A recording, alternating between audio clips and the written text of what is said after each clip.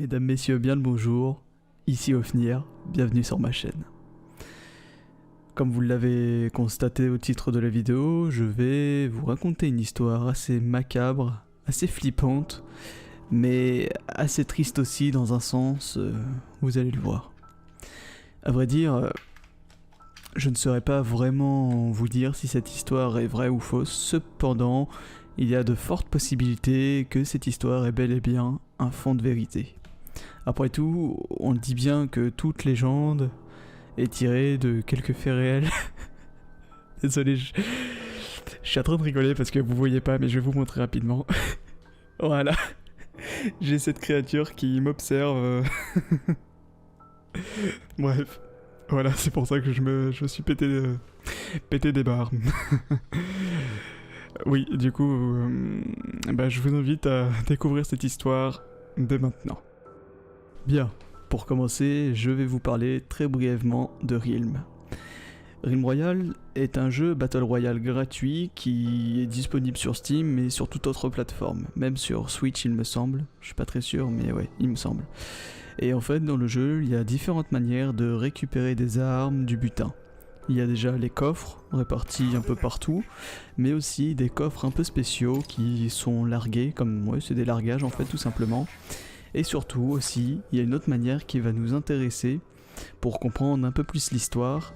Il y a ce qu'on appelle des gobelins butins. Du coup, pour trouver ces gobelins butins, il faut se fier à notre ouïe. Parce que en fait, ils vont émettre des petits bruits, des rires, des sons, et du coup, on doit se guider à ces bruits afin de se rapprocher le plus possible afin de les faire sortir de terre. Une fois le gobelin sorti de terre, il n'y a plus qu'à lui tirer dessus afin de pouvoir le terrasser et puis récupérer tout le loot. Mais cependant, les gobelins sont très rapides et surtout très résistants. C'est des gros sacs à PV, ils ont plus de 10 000 points de vie. Donc voilà. Maintenant, le temps est venu de vous parler de l'histoire d'Adei. Adei était, au moment des faits, un jeune homme solitaire de 22 ans qui vivait dans un coin de campagne très reculé, assez loin de tout. Il noyait du coup sa solitude principalement dans les jeux vidéo et s'était pris d'une affection assez abusive pour le jeu Realm Royale. Les décors, le style graphique et plus particulièrement l'ambiance sonore du jeu et les différents décors et biomes l'aidaient en fait à s'évader, à changer un peu de quotidien.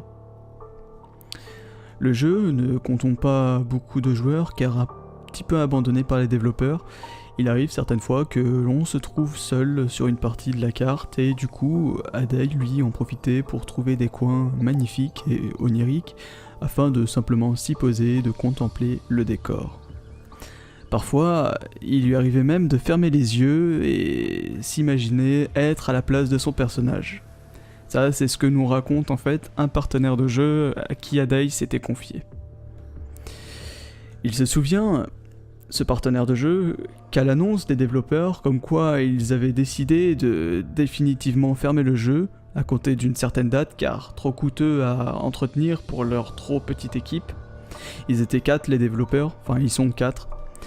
Eh bien, il se souvient qu'il était en partie avec Adei quand subitement Adei ne fit plus un mot tout du long de la partie. Esquivant même d'ailleurs les questions et ignorant totalement en fait les interventions de son partenaire de jeu. À la fin de la partie, Adei fit une phrase étrange et inquiétante. Je vais vous la citer. Il lui a dit très clairement « Je te laisse, je redoutais ce moment depuis un certain temps, et c'est arrivé. Maintenant, il faut que je le fasse avant qu'il ne soit trop tard. Au revoir. » Partenaire de jeu, un peu perplexe, ne savait pas quoi dire et laissa donc Adei quitter le groupe. Seulement, il pouvait voir qu'en réalité, Adei avait simplement relancé une partie personnalisée où seul lui était dedans. Et c'est là, messieurs dames, que l'histoire et la vidéo prennent une tournure beaucoup plus sombre.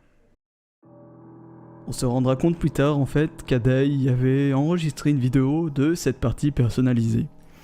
Dans cette vidéo, on le voit simplement marcher du Fort Sentinelle jusqu'au cimetière enneigé. Et ce, sans le moindre mot, avec uniquement les bruits blancs, alors sinistres du micro. Adai retraçait en fait ses lieux favoris une dernière fois.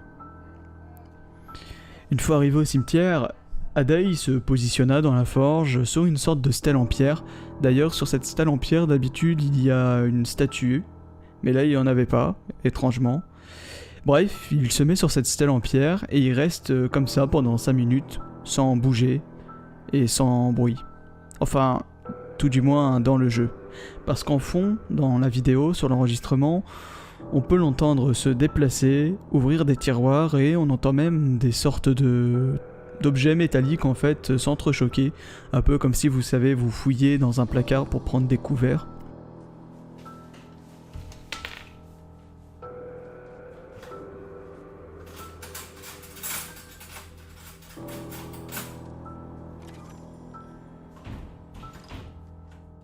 Bref, on entend ce genre de bruit.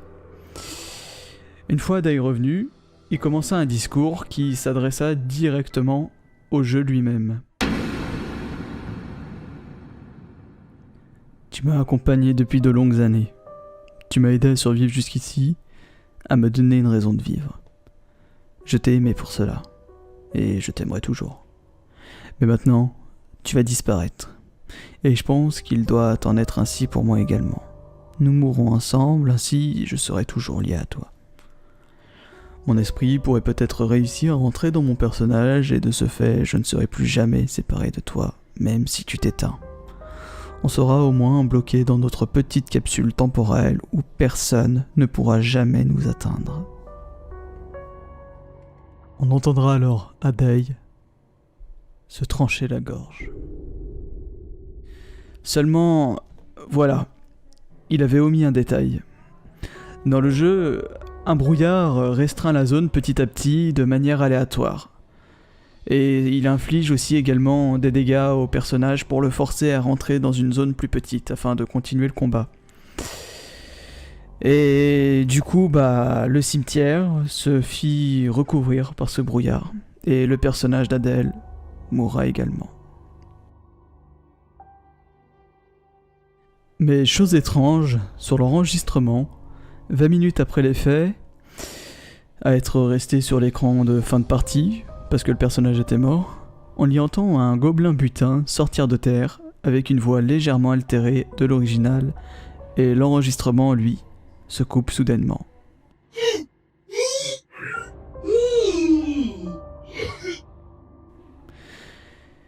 Suite à la découverte de tout ça et du corps d'Adai, plusieurs semaines plus tard, l'histoire fit remonter au studio de développement du jeu, et les développeurs, attristés et émus par l'histoire, décidèrent, en hommage à Adai, de laisser le jeu ouvert et de le financer à l'aide de dons récoltés par la communauté encore active de Rim-Royal.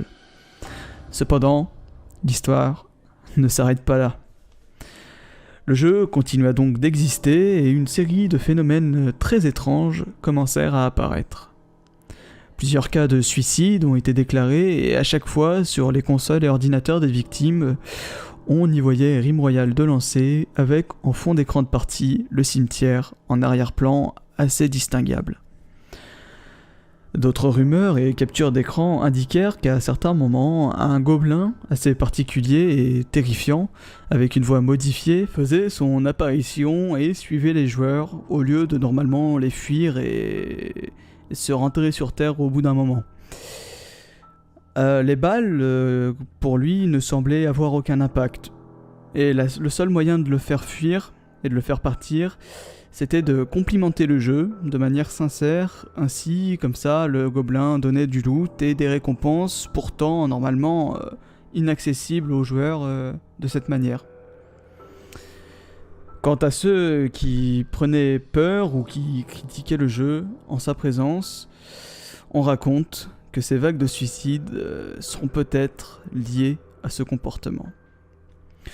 On dit aussi que le sac du gobelin renfermerait en fait les âmes des personnes hostiles envers le jeu et supposément poussées au suicide par Adai. Et bien voilà, c'était tout pour cette vidéo, j'espère que vous avez apprécié. Moi personnellement j'ai adoré, je me suis extrêmement amusé à le faire avec le montage etc. D'autant plus que Rim-Royal c'est un jeu que j'adore, mais vraiment énormément. Et il est d'ailleurs toujours disponible via Steam et tout autre support, gratuitement, et je vous invite vraiment à l'essayer, parce que il prend pas beaucoup de place, et puis il faut pas un PC exceptionnel, loin de là. Moi j'avais joué avec littéralement un grille-pain, et ça passait très bien. Donc si vous savez pas trop quoi faire, je vous invite à l'essayer, c'est gratuit, puis voilà. Vous allez passer, je pense, de bons moments. Bon, bah c'est tout ce que j'avais à vous dire. Oui, aussi n'hésitez pas à partager la vidéo, à liker, et aussi surtout à me faire part de vos avis sur l'histoire dans les commentaires. Moi je lis tout, je réponds à tous les commentaires, vu qu'on n'est pas beaucoup, j'ai le temps, donc il n'y a pas de problème. Si vous voulez discuter, n'hésitez pas.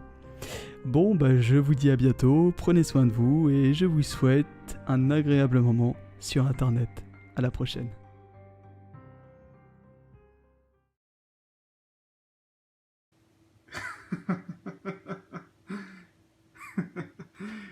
Comment je vais faire ma vidéo? Sérieusement, quoi. À peine gênante, toi. Hein. Qu'est-ce que tu fais? Oh putain. Oh la vache.